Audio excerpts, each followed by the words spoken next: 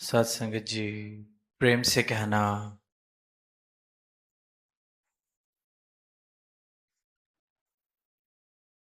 आज यहाँ मोरेना के इस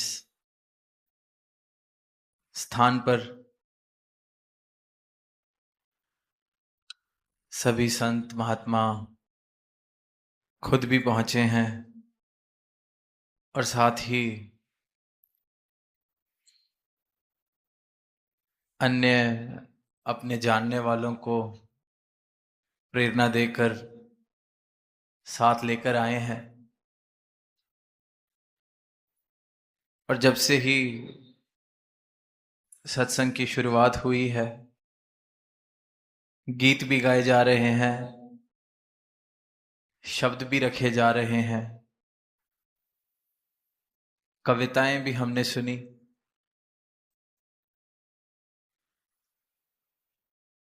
परमात्मा का गुणगान किया जा रहा है,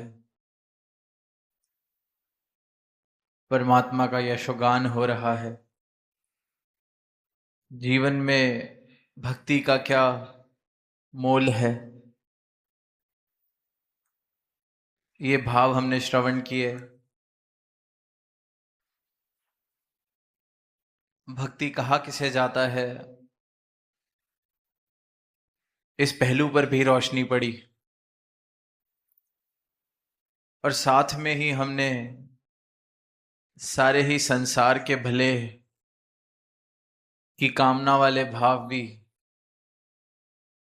श्रवण करे, जहां कहा जा रहा है कि इस दुनिया में चैन हो, अमन हो, हर कोई सुख से सोए, प्रेम हो आपस में, इंसान इंसान के साथ वैर ना करे, नफरत ना करे, ऊंच नीच की दीवारें ना खड़ी करे, बल्कि आदर सम्मान वाला, भाईचारे वाला रिश्ता कायम होता चला जाए। तो जहां ये भाव है कि इंसान इंसान को प्रेम कर सके, चैन और अमन इस संसार में स्थापित हो सके, तो ये कामना तो है, पर साथ ही इसकी युक्ति भी संत बता रहे हैं। साथ में इसके लिए करना क्या है, ये भी बता रहे हैं कि ये जो नफरत है, ये जो वैर है, ये जो दीवारें हैं, ये जो चैन और अमन वाली अवस्था से दूर इंसान जा चुका है, इसका कारण इंसान का अंधकार में होना है, इंसान की अज्ञानता। इंसान अपने मूल से, अपनी पहचान से इतना दूर जा चुका है, इतना बेखबर हो चुका है कि जो जन्म प्रेम करने के लिए, भाईचारा स्थापित करने के लिए, एक दूसरे के काम आने के लिए, अपनी पहचान करने के लिए मिला था, वही श्वास, वही शरीर, वही समा अंधकार में बिताया जा रहा है। अज्ञानता के आधार पर वैर नफरत फैलाने में बिताया जा रहा है। तो संतों ने यही युक्ति बताई कि जिस जिस इंसान ने अपनी पहचान करी है, ये जाना है कि मैं ये शरीर नहीं हूं, मैं अपनी ये जो संसार ने या समाज ने मुझे पहचान दे दी है, किस जाति का मैं हूं, किस धर्म में मैं, किस कुल में मैं हूं, किस धर्म को मानने वाला हूं, ब्राह्मण हूं, खत्री हूं, नाना तरीके की पहचानें इंसान ने मुझे दे दी हैं, समाज ने मुझे दे दी हैं। और जो जो इन पहचानों को सच मानकर और सब कुछ मानकर, अपना अस्तित्व मानकर जीवन जी रहे हैं, तो एक सीमित दायरे में रहकर जीवन जिया जा रहा है। अपने बेगाने वाले भावों के साथ जीवन जिया जा रहा है।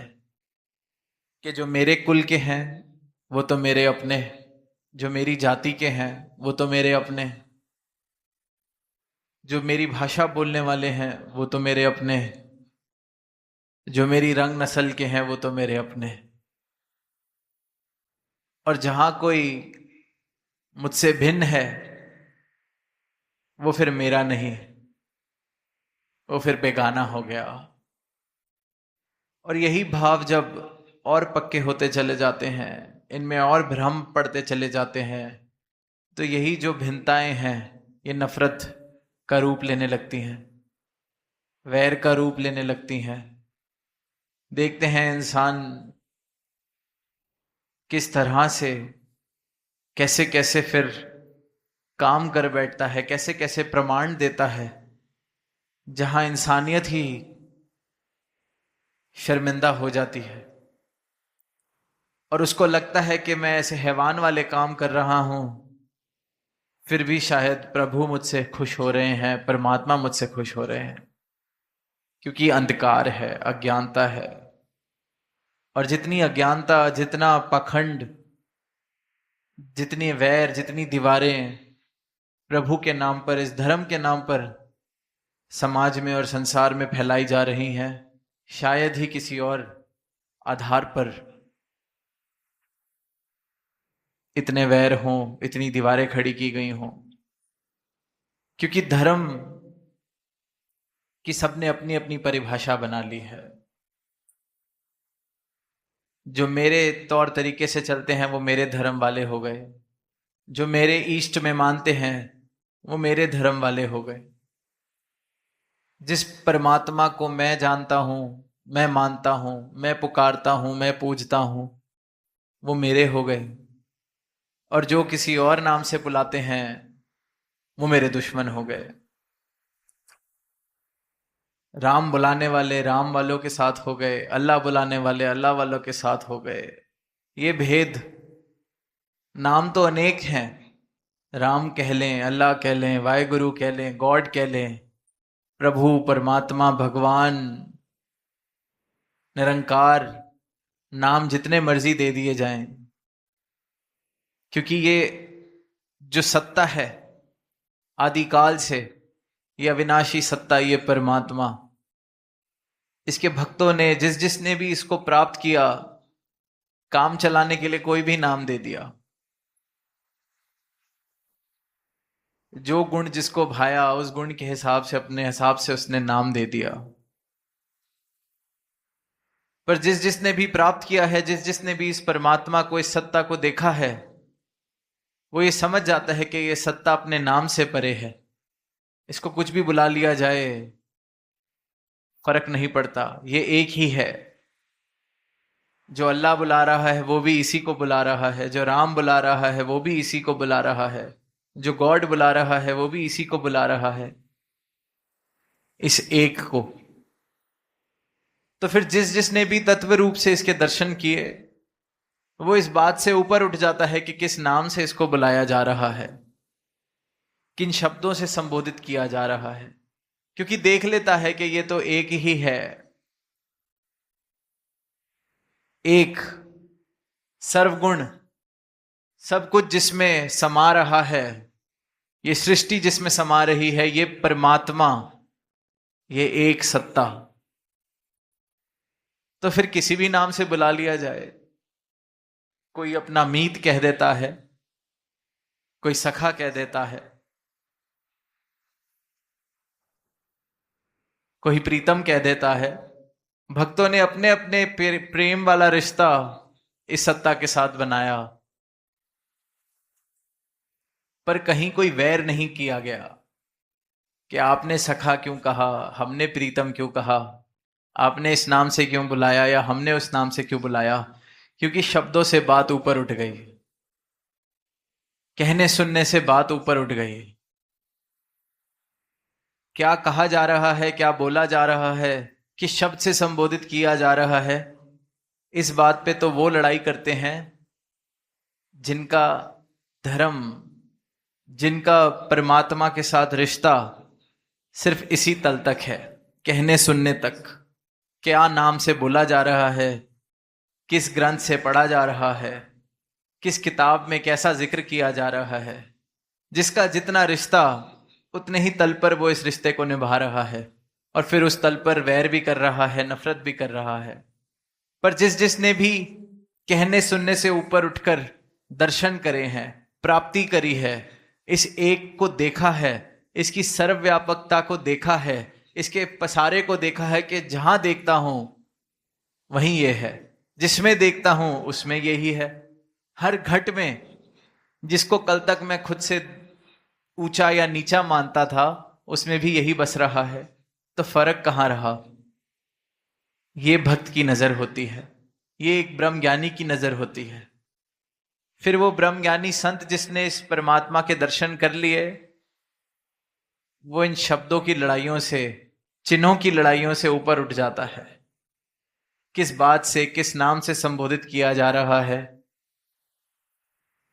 किस समय इस परमात्मा का नाम लिया जा रहा है, किस स्थान पर बैठ के नाम लिया जा रहा है, ये कारण फिर वैर के नहीं रह जाते हैं।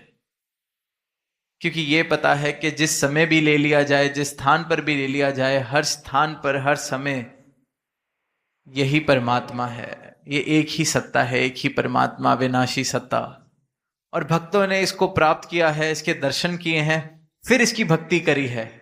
और भक्ति फिर सिर्फ और सिर्फ प्रेम, ये नहीं कि बस नाम ले लिए, दिन के चंद मिनट परमात्मा का नाम लिया, कोई भजन गाए और सोचा कि भक्ति पूरी हो गई। हर क्षण में, हर पल में इस परमात्मा का एहसास बने रहना, ये भक्त का जीवन बन जाता है। और इस परमात्मा के साथ रिश्ता सिर्फ और सिर्फ प्रेम का, सिर्फ और सिर्फ प्रेम का। और उस प्रेम से जो भक्त के जीवन में आनंद आता है, फिर वो जीवन महक उठता है, आनंदित हो जाता है। और फिर यही युक्ति युगों युगों से हर एक भक्त ने जिस भी युग में, जिस भी समय में, जिस भी स्थान पर जिसने भी इस परमात्मा को प्राप्त किया है, आज जिक्र किया गया मीराबाई का, भक्त कबीर दास जी का, या किसी भी संत की हम वाणी सुनते हैं, सब ने यही भाव कि हमने पाया है, आप भी पा लीजिए। वस्तु जहां है उसको वहीं ढूंढा जाए। वो भाव ना हो कि वस्तु कहीं ढूंढत कहीं। वो कहानी सुनते हैं कि एक बुजुर्ग सड़क पर कुछ ढूंढ रही होती है, बहुत जद्दोजहद कर रही होती है, तो उसकी मदद करने दो इंसान आ जाते हैं कि शायद इस बुजुर्ग अवस्था में इनको हमारी मदद चाहिए। पूछते हैं क्या ढूंढ रहे हो? तो वो कहती हैं मेरी एक सुई गुम गई है। तो वो साथ में ढूंढवाने लग जाते हैं। अब बहुत देर हो जाती है, सुई का कोई नामो निशान नहीं। तो वो दो इंसान जो मदद करने की नीयत से आए थे, वो पूछ बैठते हैं कि आपकी सुई गिरी कहाँ थी, गुमी कहाँ थी? तो वो कहती है सुई तो मेरी कुटिया के अंदर गुमी थी। तो वो पूछते हैं कि यहां सड़क पर क्यों ढूंढ रहे हो? कहती क्योंकि कुटिया में रोशनी नहीं, सड़क पर लाइट है, ये जो सड़क पर स्ट्रीट लाइट लगी है, तो मैंने कहा यहीं ढूंढ लेते हैं। गिरी तो कुटिया में थी, पर वहां रोशनी नहीं है ढूंढने के लिए। इंसान भी यही कर रहा है, वस्तु कहीं ढूंढत कहीं, परमात्मा को तीर्थ पर जाके ढूंढ रहा है, मूर्तों में ढूंढ रहा है, मंदिरों में ढूंढ रहा है, मस्जिदों में ढूंढ रहा है, किताबों में ढूंढ रहा है, ग्रंथों में ढूंढ रहा है। परमात्मा जर्रे जर्रे में, कण कण में बस रहा है। हर जगह जहां मैं देख रहा हूं वहां परमात्मा का पसारा है। जिससे मैं मिल रहा हूं उसमें परमात्मा वास कर रहा है।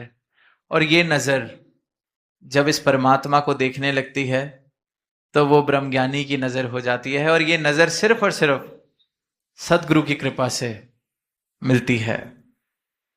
और जब ये नजर मिल जाती है, जो परमात्मा के दर्शन हर शय में कर रही है, हर घट में कर रही है, तो फिर ऐसा इंसान जिसकी ऐसी नजर हो जाए, वो किसी का नुकसान नहीं कर सकता।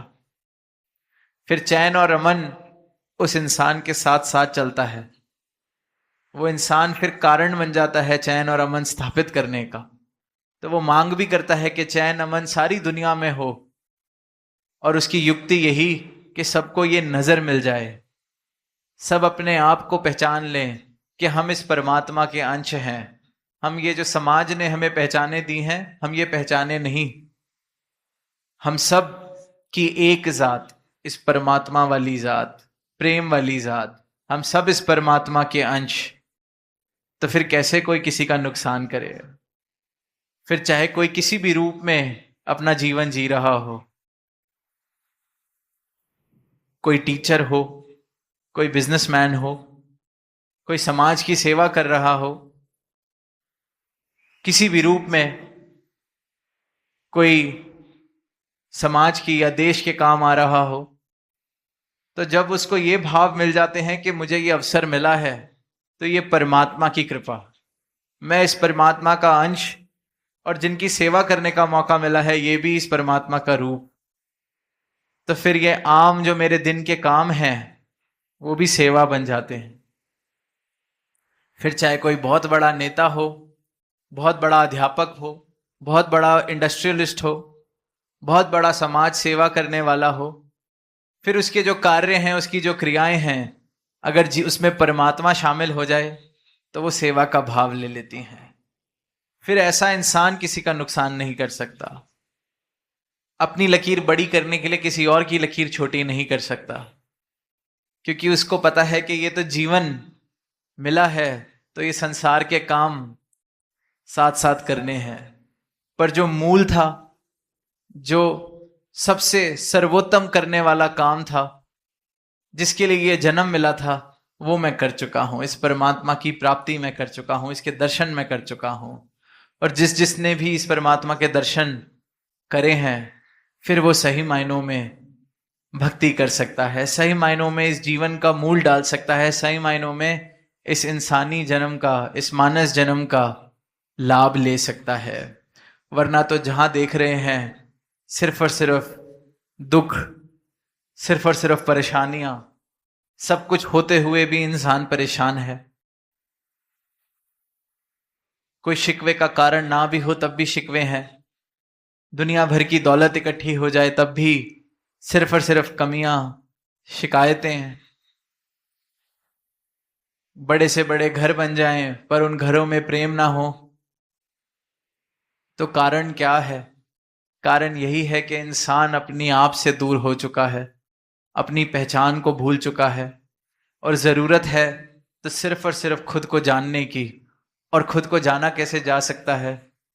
जब इस परमात्मा को जान लिया जाए तो ये बोध हो जाता है कि ये परमात्मा जिसके मैं दर्शन कर रहा हूं, जिसमें सब कुछ समाया है, मैं भी इसी का अंश हूं।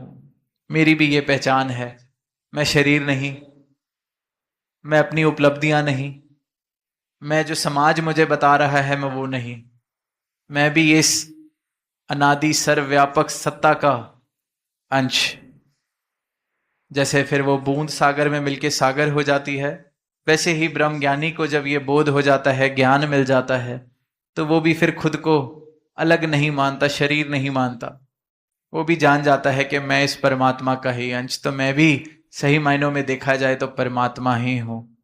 तो फिर जीवन भी मेरा ऐसा हो जिसका अंश मैं हूं।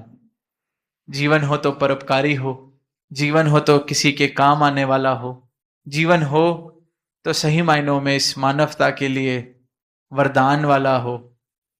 ऐसा जीवन सबके हिस्से आए, ऐसे कर्म, ऐसे प्रमाण हम दे सकें कि इंसानियत शर्मिंदा ना हो, बल्कि कह सके कि इंसानियत जिंदा है तो इन भावों के करके ही है, इन मानवीय गुणों के करके ही है। और तभी फिर वो पंक्तियां आती हैं कि संत ना होते अगर जगत में तो जल मरता संसार।